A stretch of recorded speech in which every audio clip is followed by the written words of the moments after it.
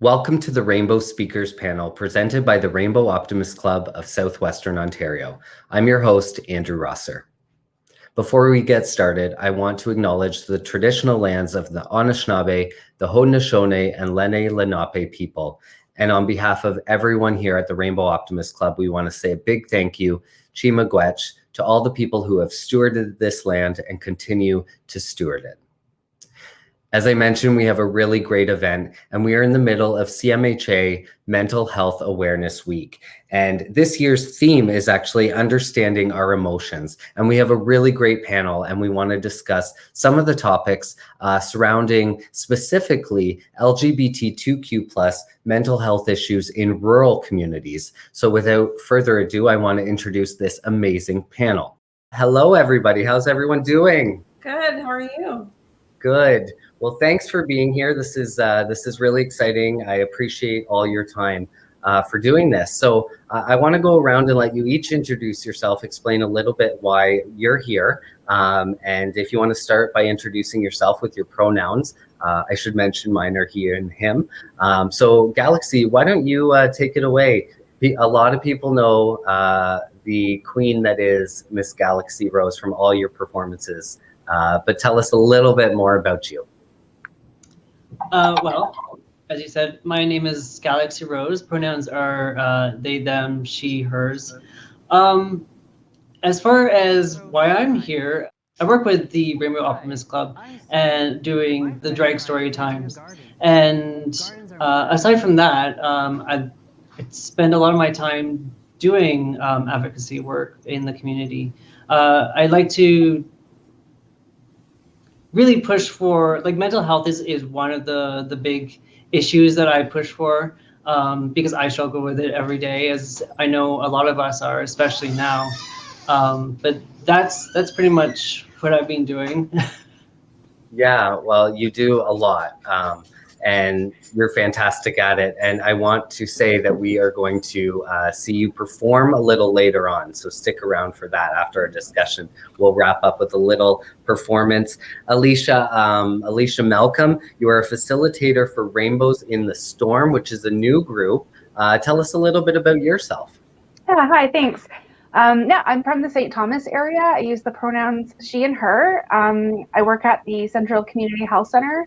So some people might remember me from the True Self and True Youth groups that we had running for a couple of years, as well as the St. Thomas Elgin Rainbow lines that had been around for a couple of years as well, helping to do some pride activities in the St. Thomas Elgin area. So we're really excited that we've just started up an adult and youth groups virtually, so that we can kind of access all of our rural friends, so that we can get together and kind of build a community. So that's something exciting that we can chat about more later. Yeah, absolutely. And we are going to talk about the importance of those resources and the sense of community. I want to bring in somebody that, like, I think we're all a little honored to be in the same room as Saidat, one of the London's legends, and somebody that everyone knows very well, so talented. Saidat, tell us a little bit, for the very, like, the one person that's watching that doesn't know who you are and what you do. Tell us more about you. Oh, thank you so much. I'm honored to be here. My name is Saidat.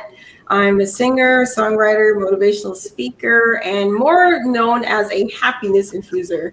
So I absolutely love bringing joy, good vibes, and just great energy wherever I am, because there's a lot of hurt in the world, and we need people that can also be encouragers to be able to get us through some of that pain. So that's my life's work and mission. Absolutely. Well, and you do it so well. You've done it through the schools for many years. You do online things. People can book you, of course, virtually, I'm assuming now. And I'd say you just watch your performance once and your mental health spikes up in a good way, that's for sure. So you are a co-facilitator of PFLAG, which one of their youth groups, which is called Youth 2.0, which I love the name. And your co-facilitator is here, Murphy. I've never gotten to meet you. I'm so happy to meet you. Can you tell me a little bit about yourself? Yeah, for sure. So my name's Murphy-Issac. I use the pronouns he or they. I am still considered a youth in most circles. I am 21. And with that, a lot of my work right now is focused in youth engagement and mental health, specifically youth mental health. And I just look forward to bring forward all of my experience with that and trying to help out some of the younger queer youth in our area. Yeah. Well, I know I've heard great things about you from the group at PFLAG, and I'm so happy that we have a leader in the community helping a youth. And yes, you are still a youth, especially to a lot of other of us on the call. You're definitely a youth. So, we talk.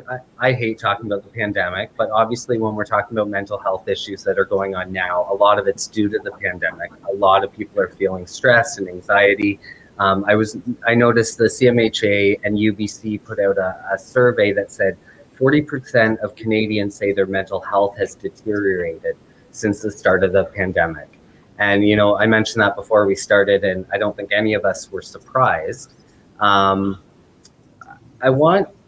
guess before we kind of jump into maybe some of the exact resources, but what are some of the coping skills that you've noticed yourself or things like that maybe have helped you through this? Because I think, people watching are all dealing with the same things. Saidat, you are like a happiness expert. Do you have a few tips for those people that are going through it right now? Well, I call myself a happiness infuser, and I apologize for not giving my pronouns. I use the pronouns she and her. I call myself a happiness infuser, but I also know that I'm not always happy. And I think that's kind of the misconception that people have, especially when you have someone with a bubbly personality, that we don't always detect when something is wrong. And so what I really encourage people to do is check in on people. But for myself, even if I'm just talking to one person that I know will listen to me, that's one of my self-care tips. Just find that one person that you know will listen. And I know it always feels like if we look at the world as a whole, it seems as if there's no one there, but there is someone. And that's as evident as this panel today. There's so many resources. Like Murphy and I are working with PFLAG, supports families to give them hope for a better tomorrow. And we get to do that with these support groups and just bringing people together, especially in these times where, it feels like we'll never get together in person, but it's so wonderful to be able to come together this way. So to have support groups like Rainbows in the Storm, and have Galaxy Rose be able to brighten our day with just that beautiful style and just movement, it can really help. So seek it out. I think all amazing points, but one thing that really stuck out to me is you're right. Not everybody shows their emotions, outwardly, and a lot of people do. Put on a face, and for a reason. We all want to feel like we're on, and we feel if we put that, but it's not always noticeable that maybe we're struggling. So Murphy, I want to jump to you because you're doing the youth 2.0. I just love it. I can keep saying that name. Obviously some of the youth must be struggling with the same thing. Have you found that? And what are you finding is helping during this time? Yeah, so for directly speaking about the youth in Youth 2.0, we've only had one meeting so far. Yeah. It's new, that's great. So we haven't quite had a chance to see any of their specific struggles, so there's not much that we can offer towards that. However, I can tell from just general youth chatter in the area, and especially within the queer youth community, it's difficult to not be able to connect in person and find those in-person safe spaces that we all loved before it became unsafe to use those spaces. So it's really been helpful for a lot of youth, I've found, to join as many spaces as they can that are those virtual safe spaces, because even though they aren't the same welcoming feeling as an in-person safe space would be, it's still something that lets you know that you're not alone in all of this, and that there are other people who you can connect with and who do understand it. And that as much as you might be feeling alone and upset or sad that you can't reach those spaces, a lot of others are going through it too. And even keeping small spaces with the folks that you would normally see in person, create a Facebook group, create a chat, create a Snapchat link or something. I don't use Snapchat, but create some form of personalized space for you to connect, and then just get over the silliness of it, because it does feel weird to get on a Zoom call with just a group of your friends when you normally would just text if you're not seeing each other in person.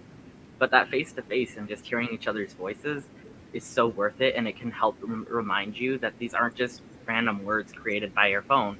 There's actually another person on the end of that text line that does care about you, and they do want to see you. They do want to hear your voice just as much as you want to see and hear them. Oh, Well said. Yeah. gosh, yeah, I agree. Because, it's nice to connect via text. I love connecting. I would not be able to talk to as many people, but hearing someone's voice and knowing that, they care about you, having that pause, those intonations, just, you're so right. Gosh, Yeah. again, great to have you as part of that program. For So sure. that you're lucky, holy. So Alicia, I want to jump to you. Obviously out in St. Thomas area, you've started the new Rainbows in the Storm. I apologize, I'm not sure how many groups you've had already or meetings, but what have you found so far?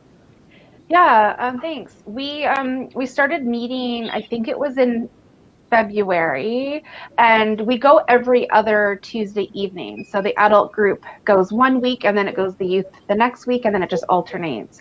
So I think we are up to five groups or something like that, for each of them. And the adult group is really booming. It's a lot of 20-ish-year-old folks in that group.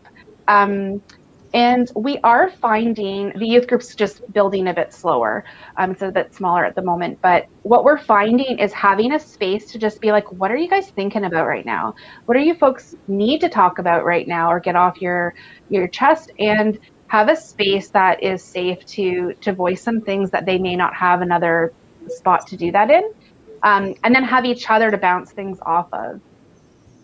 I think there's something just building off of what Murphy-Issac was talking about, as much as, these restrictions can feel really daunting, where you can creatively find ways to add dimension to the interactions you have with people, I think can help our mental health a lot. So texting is awesome. It gives us, easy access to people. Adding the face when it's, helpful for you, or the voice through a phone call. That's the other thing phones do, right? We forget that sometimes. We barely use them to actually call people, but just finding different ways to build those dimensions into the interactions, where it's safe and allowed to be outside at a distance and walking through paths. I've heard people doing that creatively when it's allowed. It just allows your body to have more points of interconnection with some other person or other being, and that's so important. It helps ground us in a lot of ways. So I liked Murphy's ideas of all these creative ways of connecting with people. Yeah, I do too. And I don't know about you, but even if I don't go out very often, but when I even have to go to the store, I love the interaction with the cashier. It's just so great. Just this, 5 words. I'm like, oh my God, this is amazing. I made a friend. So Galaxy, speaking about different ways that we connect, you're one of those people that finds lots of ways to kind of release different energies and that kind of thing. But also, one thing we've kind of done is we have group texts among our drag community, which helps too. It's just like that, right? That we have these little group chats that we can come on, and obviously we get together virtually to do shows. But that's got to help. What else are you doing other than your creative outlet, which is amazing? Mm-hmm. Well, I think putting an emphasis on chosen family, because I don't have a very strong connection with my family, and they're hard to reach. anyways, especially during these times. So being able to connect with the people that I know that I connect with, that I know will understand me and will be able to see through like any pretense that I might put on, to know that like I might be struggling in one way or another. I think that's so important, and to have that network that you can reach out to. Like you said with the group chats, like I find like humor is definitely a big part of it. Like being able to connect with like my peers, colleagues, and friends in a way that is humorous and not as daunting or as heavy. Like it's important to have those heavy conversations, but injecting humor into them really helps to lighten the mood, because like honestly, I look at my phone and there's like, it's usually just news, and the news can be so upsetting sometimes. So to have that external like way to connect with my friends and chosen family in a humorous kind of way really helps, like aside from all the creative outlets that I have. Yeah, I wish you could see some of Galaxy's humor. It's the most eloquent, smart humor. While some can throw in funny, random jokes that are kind of dumb, then Galaxy will punch you with a thinker, and it's just amazing. You're so clever. I love you. And I'm glad that I'm part of your chosen family. That's amazing too. I'm very honored to be part of that. So, it's a little crazy that this is the 70th CMHA Mental Health Week. Considering the topic of mental health hasn't really been a topic until the last 5 or 10 years. And even then, it's very stigmatizing to even still talk about. So how do we break down those barriers, I guess, other than just obviously conversations like this? And then maybe let's focus on some of the other resources that might be available that for people that are going through things. Who wants to start? Anyone want to jump in? I will. Okay, Murphy. So I really think that to destigmatize mental health, this is one situation, well, there's many, but this is one very specific situation where I think that older generations can really learn from younger generations.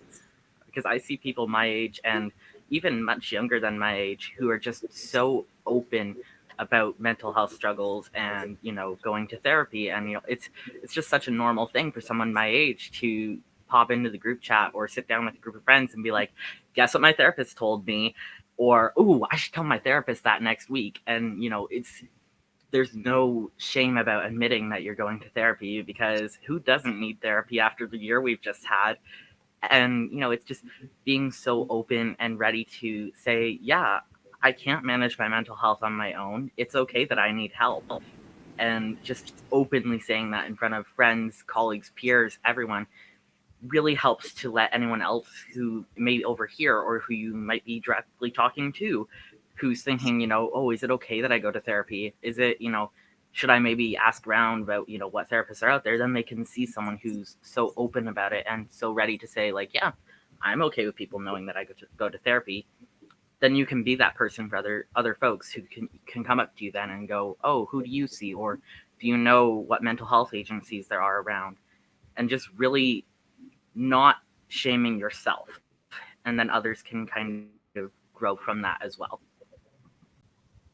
So again, it's such great points. And, I think it's interesting because therapy is not what we see on TV, right? You lie on a couch. Well, okay, I have lied on a couch before in my therapist's office one time, but it's not like this weird leather couch where somebody's like questioning you and trying to dig into your life. They listen. Like, it's really guided by the individual and what you need. So I think, for anybody contemplating it out there, I agree. Like, give it a shot, especially now. This is a great time to reach out. Who else wants to chat a little bit about that? I think when you also think of intersectionalities of mental health, There's, like in my Black communities, that stigma of you don't talk about your problems to anyone else. It's kind of like, quote, family business. And that is becoming more of a topic that we're able to say, no, mental health is very important to talk about and discuss within our Black communities. And then you think Black LGBTQS plus communities as well. There's that, not only am I dealing with the struggles of that intersectionality, I'm also dealing with my mental health. And so just knowing that there's places like the LGBTQS plus Youth Line Ontario that you can go to and say, hey, they will understand a little bit of what I'm going through, and I'm hopefully not getting someone who is biased in different areas. And that's, there's that fear as well. When you're calling like a helpline, who are you getting, and what type of thought process are they going through when you're sharing your struggles? And so I think that's just having those resources available to know exactly where you can go, that the people that will meet your needs is very important as well. I'm so glad you brought up the intersectionality, because none of us are the same. We all are different people. There are lots of things that make up who we are. And so that brings in a variety of struggles. And absolutely. You mentioned resource and support lines and stuff. And I want to mention rainbowoptimistclub.com/resources has all of the help and support lines, all of the resources. If you're questioning your gender journey, there's definitely resources there as well for that. So Alicia, did you want to jump in on this? Yeah, I did. And I was thinking about it from the perspective of, I work at a health center, and we talk a lot about mental health from the perspective of when we're treating an individual or we're caring for an individual, we're caring for the entire individual, not just the arm, not just the nose, like the whole person is experiencing challenges. So we talk about social determinants of health, and a lot of those things obviously are connected with stress and managing stress that can present as mental health challenges. And I think it's important when we're talking about health and we're advocating for equity in health access, we need to talk about equity and accessing mental health care. So for a great example is if you're looking for someone who is a therapist in the London area who is informed and educated and really effective for the trans community, like you better have good money to pay for that because it's not covered under OHIP. So these really important specialized therapists are very hard to reach. And it shouldn't be that way. Everybody should be able to access all of the care they need for their being. And that's where we advocate that mental health is just as important and should be covered under OHIP as we would see other types of healthcare.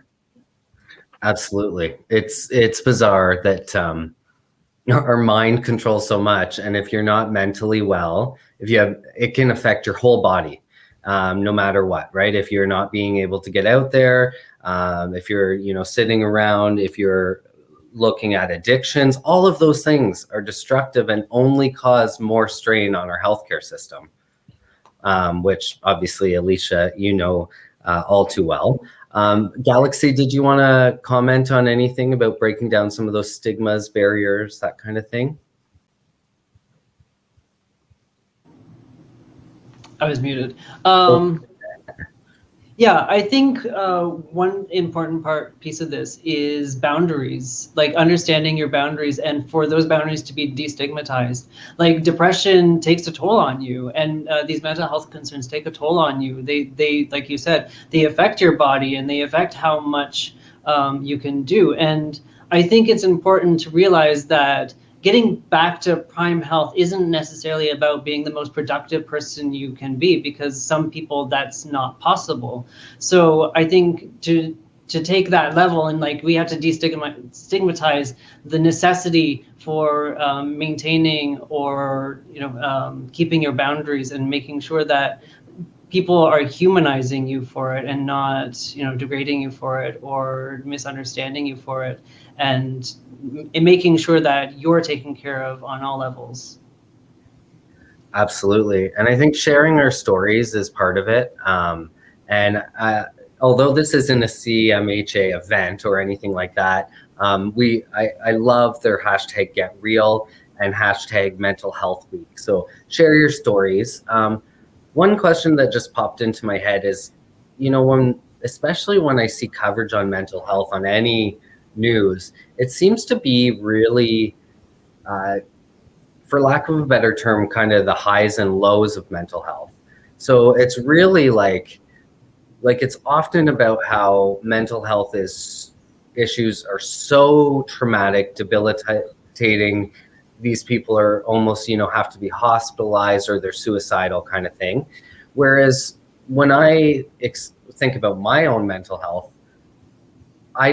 that's not the extreme that I feel. And there's so many different levels. And I feel like maybe that sometimes the lesser mental health issues, some of the minor depression, minor anxieties kind of get missed in the conversation. Is that just me, or do you feel that way too? Can I answer that? For sure. Oh, Murphy-Issac, did you want to answer it?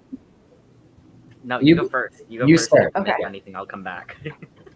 So I think it's such a great point because we all have mental health. And it's like so many other things about us. We have good days, we have bad days, we have days that are, if we have them kind of clustered together where they start to impact our ability to like function every day, we might get a label attached to that experience, but we all experience mental health.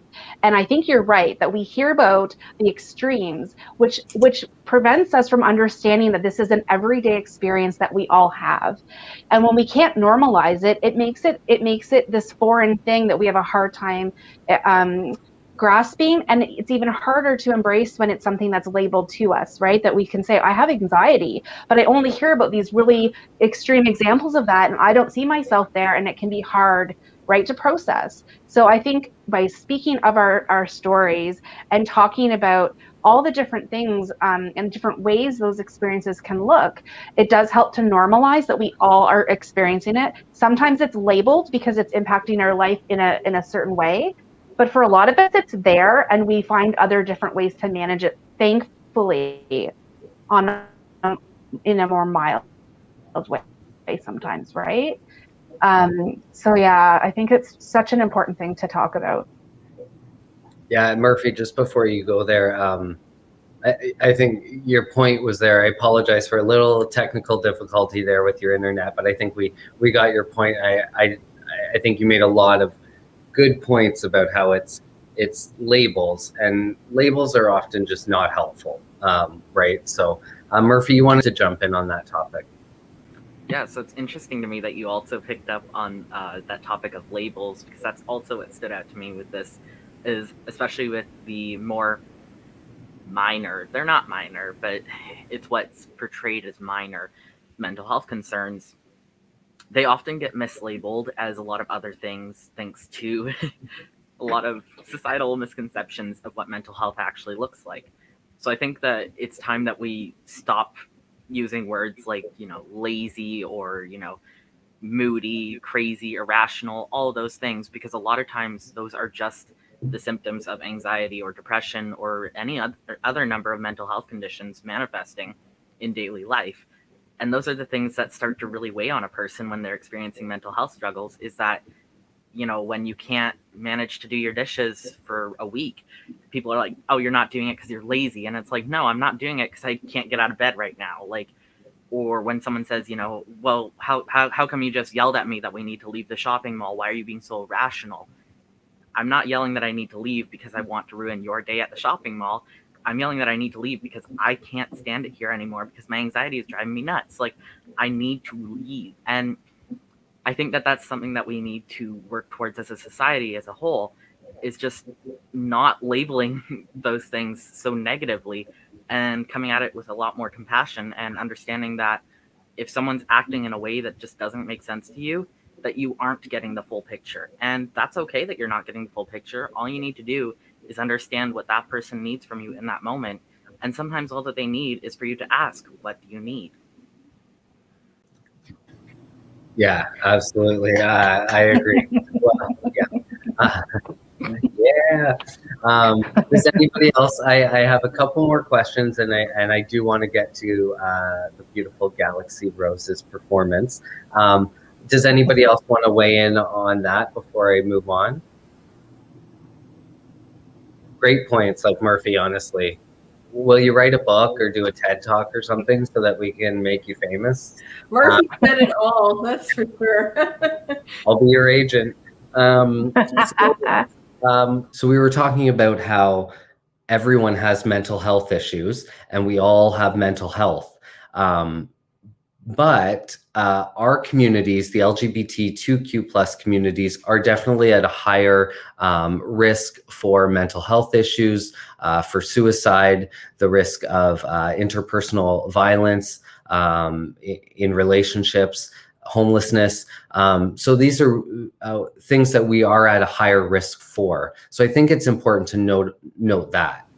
We're good at finding our community. I think that's one thing our communities have become good at, over the 40 and 50 years we can find.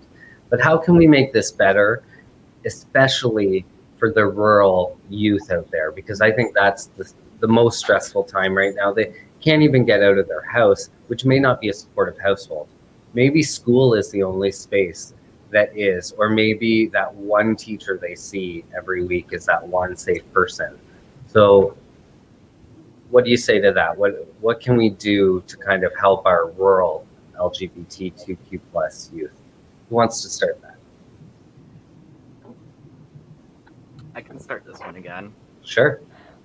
So I know personally when I was a youth, I did not have much support in my home life, and I did live in a very rural area for our area. It's rural. I lived in Fingal, which for any who know, it is a little blip on the map.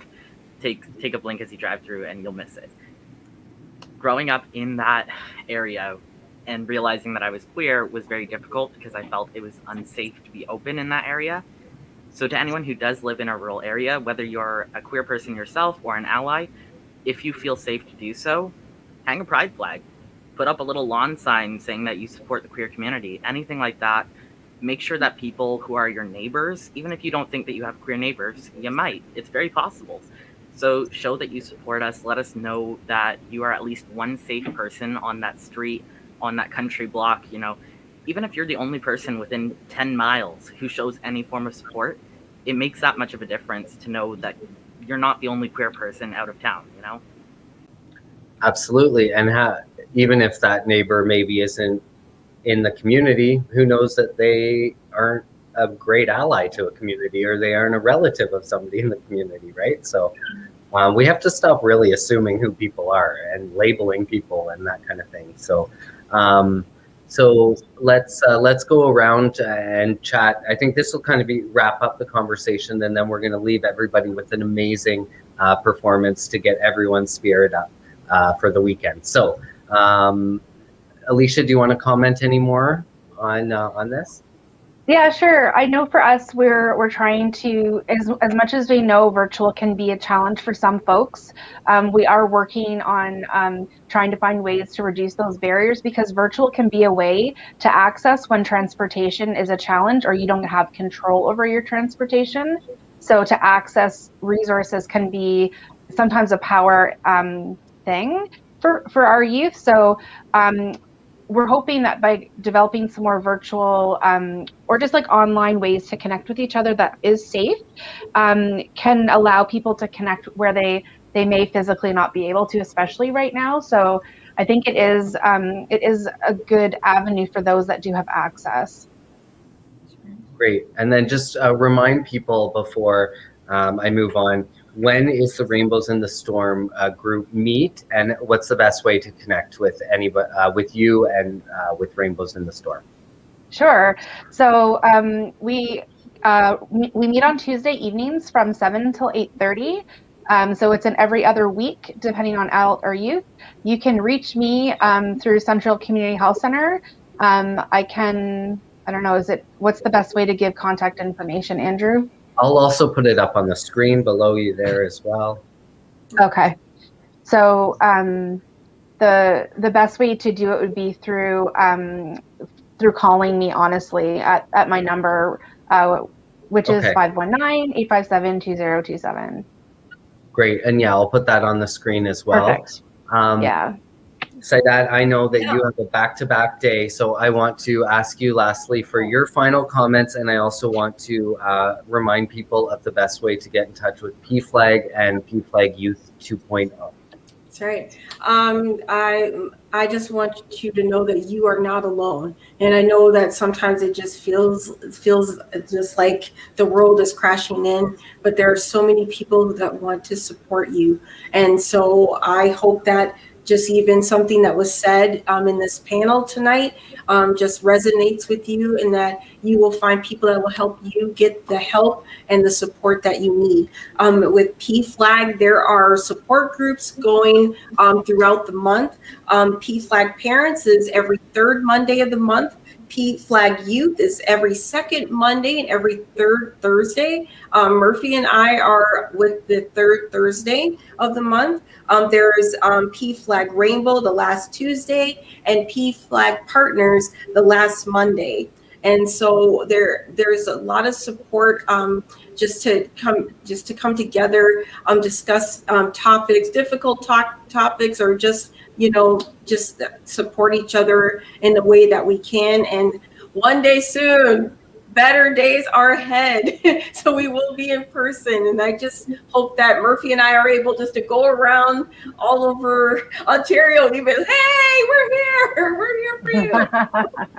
I can't wait till we can hug again. I know a lot of people are saying that. I'm a huge hugger. Saidat, you give one of the best hugs too. Yeah. So we're really excited about that. Just before we get to Galaxy's wonderful performance, and I will put up the schedule of everything you mentioned, Saidat, because it has all of the different dates. Galaxy, we know how to connect with Rainbow Optimist Club, but I think you're one of those people that are an inspiration. And if you follow Galaxy on all the social medias, it's a good way to just uplift your day. So I start and end my day with a little Galaxy rose. But how can people get in touch with you, Galaxy? You can reach me on Facebook. It's just Queen Galaxy Rose. You can reach me on Instagram, Galaxy Rose Official. I'm on TikTok, same, and YouTube as well with my House MV channel. So if you want a little bit of Galaxy, that's where you're going to find it. Yes, I'm going to give a last plug that Galaxy is part of our drag story times. Last week's was featuring Galaxy. I know you have some coming up. You're going to be part of other rural prides coming up.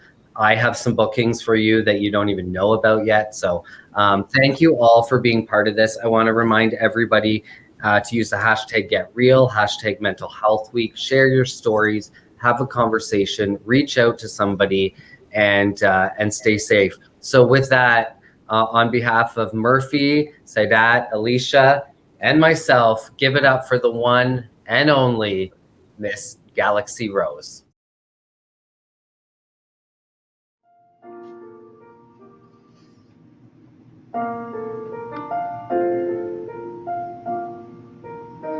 You with the sad eyes, don't be discouraged. Oh, I realize it's hard to take courage in a world full of people.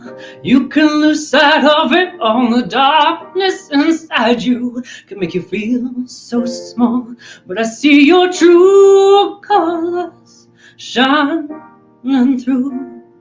I see your true colors, and that's why I love you. So don't be afraid to let them show your true colors. True colors, they're beautiful like a rainbow. Ooh.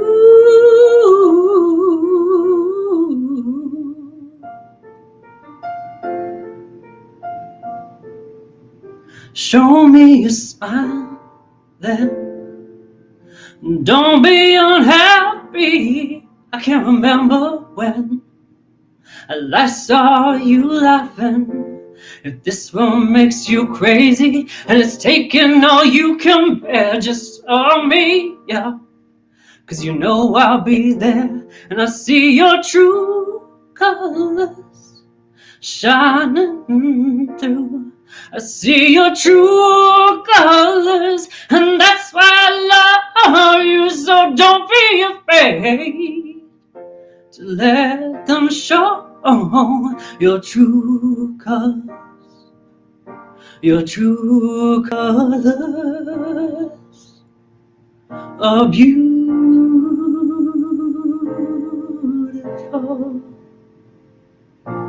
like a rainbow.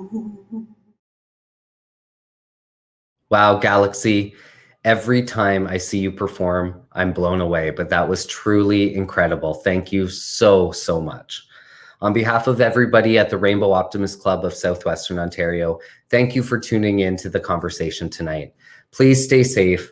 If you can, reach out to somebody you love and create that sense of community. Take care.